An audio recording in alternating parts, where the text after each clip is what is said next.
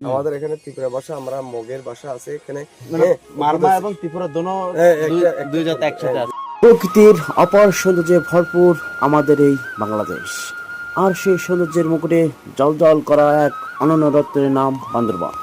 সবুজ পাহাড়, মেঘের রাজ্য, ঝর্ণা আর বৈচিত্র্যময় সংস্কৃতির মিলনে গড়ে উঠেছে এই অপরূপ জনপদ। আজকের ভিডিওতে আপনাদের নিয়ে যাচ্ছি বান্দরবনের গহীনে পাহাড়ের এমন এক গ্রামে যেখানে বসবাস করেন ত্রিপুরা ও মারমা সম্প্রদায়ের মানুষ। তাদের জীবনধারা, সংস্কৃতি এবং প্রকৃতির সঙ্গে মিশে থাকা সরল জীবন সত্যি মুগ্ধ করার মতো। এই পাহাড়ি পাড়ায় পৌঁছতে হলে আঁকাবাঁকা পাহাড়ি পথ আর সরু রাস্তা ধরেই অনেকটা পথ পাড়ি দিতে হয়। পথের প্রতিটা বাঁক যেন নতুন কোনো সৌন্দর্যের দুয়ার খুলে দেয়। চারপাশে সবুজ পাহাড়, নির্মল বাতাস আর নির্জন পরিবেশ ভ্রমণকে করে তোলে আরও স্মরণীয়।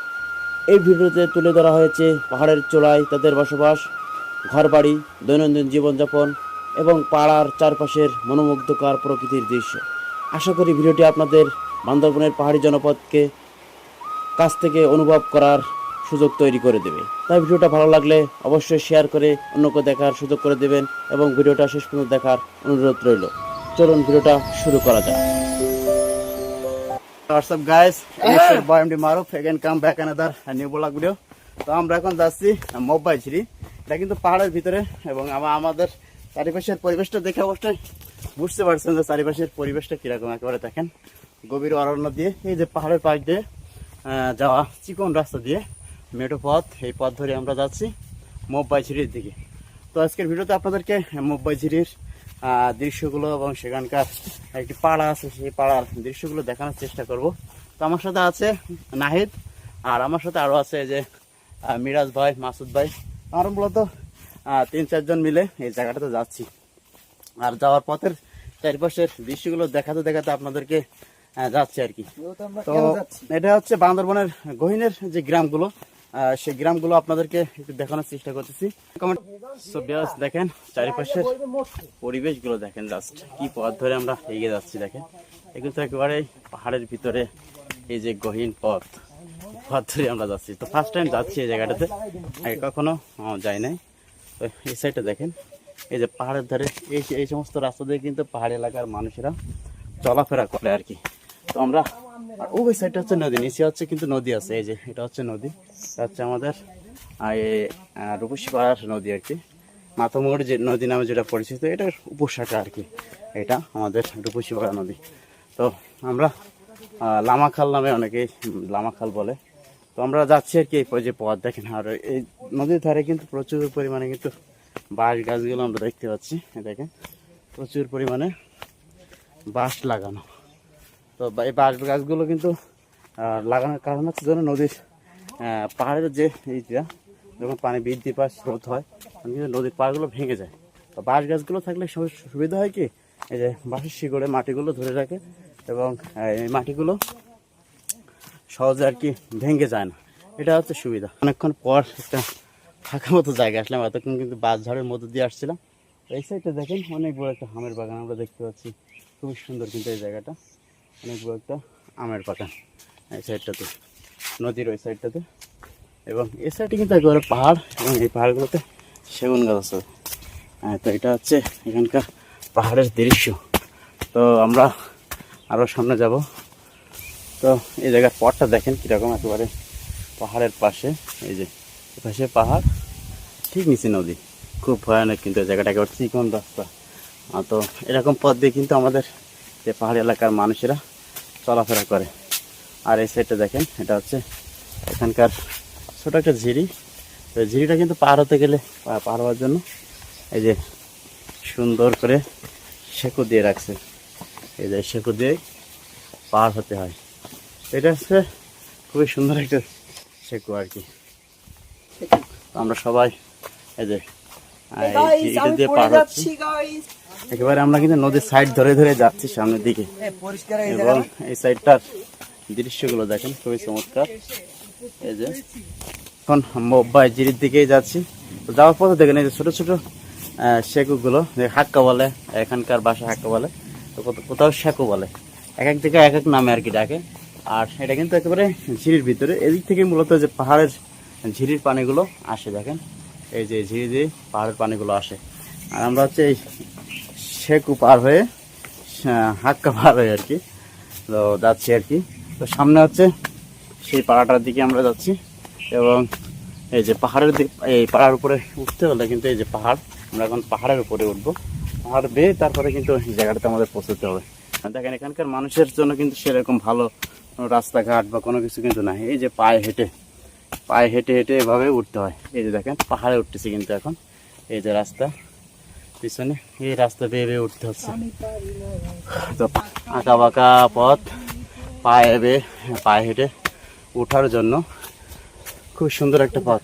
আর নিচে হচ্ছে নদী, ওই সাইডটাতে মানুষের বসবাস আমরা দেখতে পাচ্ছি, দূরের নদীর ওই সাইডটাতে মানুষের বসবাস আছে। তো এই যে পাহাড়ের উপরে এখানে মানুষেরা বসবাস করে সেটা আপনাদেরকে দেখানোর চেষ্টা করব। দূরে আমরা কিছু দেখতে পাচ্ছি, কিছু ঘর দেখা যাচ্ছে এখান থেকে। তো আপনাদেরকে উপরে ওঠার পরে ওইগুলো আরও সুন্দরভাবে দেখানোর চেষ্টা করব। সো ভিউয়ার্স, আমরা এখন এই যে পাহাড়ের উপরে যে পাড়াটার কথা আপনাদেরকে বলছিলাম, সেই পাড়াটাতে অলরেডি চলে আসছি। তো আপনাদের পাড়ার ঘরগুলো একটু দেখানোর চেষ্টা করব। এটা কিন্তু ত্রিপুরাদের পাড়া এবং এদের ঘরগুলো দেখেন মারমাদের মতো না, মারমাদের ঘরগুলো রং ঘর থাকে, কিন্তু আমরা দেখতে পাচ্ছি এদের যে ঘরগুলো এই যে মাটির উপরে বাঁশ এবং টিন দিয়ে ঘরগুলো তৈরি করা হয়েছে। ভালো আছে মামা? এই যে এটা হচ্ছে ওদের ঘর পাহাড়ের উপরে, এবং এখানকার দৃশ্যগুলো কিন্তু খুবই সুন্দর। এই দেখেন এই সাইডটাতে ছোট ছোট বাচ্চারা খেলা করতেছে এই সাইডটাতে। ওই গিয়ে নিচে হচ্ছে নদী, নদীর উপরে এই পাহাড়টা, এই পাহাড়ের উপরে মূলত হচ্ছে এরা এখানে থাকে আর কি। এবং পাহাড়টা দেখেন খুবই সুন্দর। আর এই সাইডটা অনেকগুলো যে পাহাড়ের যে বাঁশগুলো কত সুন্দর করে এই জায়গাটাতে রাখছে দেখেন। তো এই সাইডটার দৃশ্যটা একটু দেখাই আপনাদেরকে। এই সাইডটার দৃশ্যটা কিন্তু খুবই সুন্দর। এই যে সাইডটা দেখেন খুবই সুন্দর পাহাড়ের দৃশ্যগুলো এই সাইডটা, এবং এই পাহাড়টার উপরে উঠলে চারপাশের দৃশ্যগুলো অনেক সুন্দর। ওই যে পাহাড়ের উপরে একটা ঘর দেখা যাচ্ছে, অনেক উপরে কিন্তু এই ঘরটা, এটা হচ্ছে আরও উপরে অনেক সুন্দর একটা টং ঘর দেখা যাচ্ছে, এবং এই সাইডটা তার একটা ঘর দেখা যাচ্ছে। এই পাহাড়ের উপরে এখানকার মানুষগুলো, অনেক মানুষ এখানে বসবাস করে। এবং এই সাইডে দেখে দোকান না যাও সমস্যা নেই, সাইডে দেখেন হাড়িরা এখানে বসে আছে পরিচিত। তো এই সাইডটা দেখেন সবাই বসে এখানে আড্ডা দিচ্ছে তারা। এই যে এখানে সবাই আড্ডা দিচ্ছে। এটা হচ্ছে পাহাড়ের উপরে মানুষের বসবাসের এই আর কি। তাই একটু পাহাড়ের উপরে এত কষ্ট করে এখানকার মানুষগুলো বসবাস করে, এটা হচ্ছে বিষয়। তো এখানে টং ঘর ওরকম ভাবে না, এরাও বেশিরভাগই আমরা দেখতে পাচ্ছি যে অধিকাংশ ঘরগুলো এই যে মাটির উপরে ঘরগুলো তৈরি করা হয়েছে। তো পাহাড়িরা বেশিরভাগ কিন্তু যারা পাহাড়ি প্রজাতি বিভিন্ন সম্প্রদায়ের মানুষ, তারা কিন্তু টং ঘর তৈরি করে, কিন্তু আমরা এই পাড়াটাতে দেখতে পাচ্ছি বেশিরভাগ ঘর হচ্ছে মাটির উপরে। তো এটা হচ্ছে সবচেয়ে অন্যরকম একটা বিষয় আর কি। তো আপনাদেরকে এই জায়গাটার দৃশ্যটা দেখানোর কথাই বলছিলাম।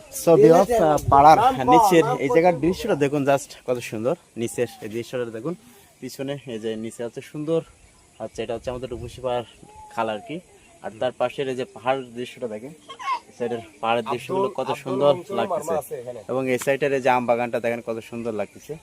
সাইডে বিশাল একটা আম বাগান, এবং তার মধ্যে অনেকটা ঘর বাড়ি আমরা দেখতে পাচ্ছি নিচের পাড়ার নিচে। এই যে আম বাগানের মধ্যে ঘর আছে, এবং একটা তন্দুর ঘর আছে। তো তন্দুর ঘর বলতে যেটাতে তামাকগুলো শুকানো হয়। তো দেখতে পাচ্ছেন বৃষ্টি অলরেডি চলে আসছে, আমরা বেশিক্ষণ এই জায়গাতে থাকবো না, আমরা চলে যাব।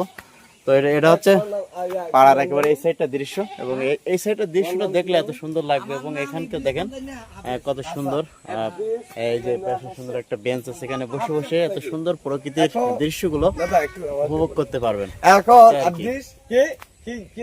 আর হচ্ছে পাড়ার দাদা মংচে আমার নাম হচ্ছে মংচনু মারমা। হচ্ছে মংচনু মারমা দাদা।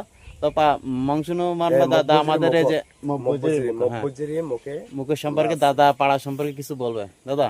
এখন আমাদের পাড়া আছে, এখন বর্তমানে আমাদের মব্বুজিরি পাড়া এখানে উকুলে আছে আপনার বাঙালি ভাষা, হ্যাঁ আমাদের এখানে ত্রিপুরা ভাষা, আমরা মগের ভাষা আছে এখানে, মানে মারমা এবং ত্রিপুরা দোনো দুই জাত একসাথে আছে। দুই জাত আচ্ছা আচ্ছা আচ্ছা, একসাথে বসবাস করে। দেখেন কত এখানে আছি আমরা কি 6 পরিবার মানে 8 পর্যন্ত থাকবে আর কি। 6 থেকে 8 পরিবার, হ্যাঁ 8 পরিবার আর কি, হ্যাঁ পরিবার তো এখন এইগুলাই আর কি।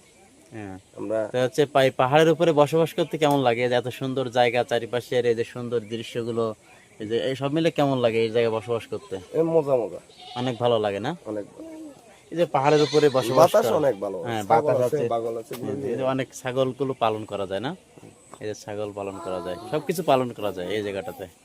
জায়গাটা মোটামুটি তো এটা হচ্ছে আমাদের পাহাড়িরা এই পাহাড়ের উপরে বসবাস করে, পাহাড় কেন্দ্রিক এখানকার মানুষের জীবনযাপন আর কি। তো এই যে পাহাড়ের নিচে যে নদীর উপরে হচ্ছে এই পাহাড়টা একেবারে, এই সাইডটা একেবারে কাছে কিন্তু নদী, আর এই সাইডটার দৃশ্যটা কেমন দেখেন, খুবই সুন্দর দৃশ্য। এটা এখানে বড়ই গাছ আছে আপনার হ্যাঁ তেঁতুল গাছ আছে, অনেকগুলো তেঁতুল গাছ আছে আপনার 2টা, আপনার আম গাছ আছে। পাহাড়টা কিন্তু খুব ভালো লাগে এবং সব সময় এই জায়গাটাতে বাতাস থাকে, এটা হচ্ছে বিষয়। তো পাহাড়ের দুর্গমে যারা বসবাস করে পাহাড়ের উপরে এভাবেই কিন্তু তাদের জীবনযাপন। তো পাহাড়ের বিভিন্ন দৃশ্যগুলো আপনাদেরকে আমার ভিডিওর মাধ্যমে দেখানোর চেষ্টা করি, এবং বিভিন্ন আজকে একটা পাড়ায় আসলাম। এখানে আগে আমরা জানতাম না যে এখানে মারমা এবং ত্রিপুরা দুনো সম্প্রদায়ের মানুষ একসাথে বসবাস করে। তো আমরা হচ্ছে এখন চলে যাব। দাদা আমাদেরকে বিদায় দিয়ে দিচ্ছে। টাটা টাটা টাটা দাও, টাটা দাও। তো আমরা আজকের মতো এখান থেকে বিদায় নিচ্ছি। আপনাদেরকে এই পাড়াটা কেমন লাগলো অবশ্যই জানাবেন, এবং পাহাড়ি এলাকার বিভিন্ন পাড়া নিয়ে, পাহাড়ি বিভিন্ন দৃশ্য নিয়ে আমি আরো ভিডিওগুলো তুলে ধরার চেষ্টা করব। তো ভিডিওটা ভালো লাগলে অবশ্যই আমার পেজটির সাথে থাকবেন। ধন্যবাদ সবাইকে।